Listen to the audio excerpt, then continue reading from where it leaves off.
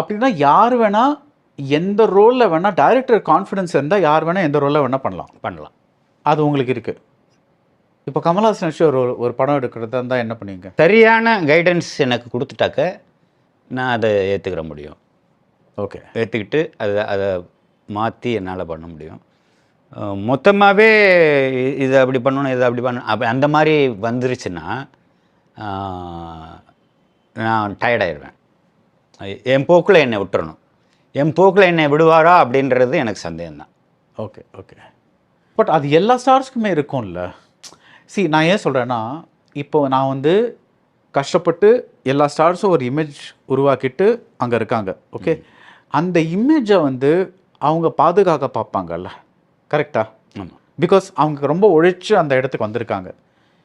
அந்த இடத்துல ஒரு டைரக்டர் என் போக்கில் நீங்கள் விட்டுருங்க அப்படின்னு சொன்னால்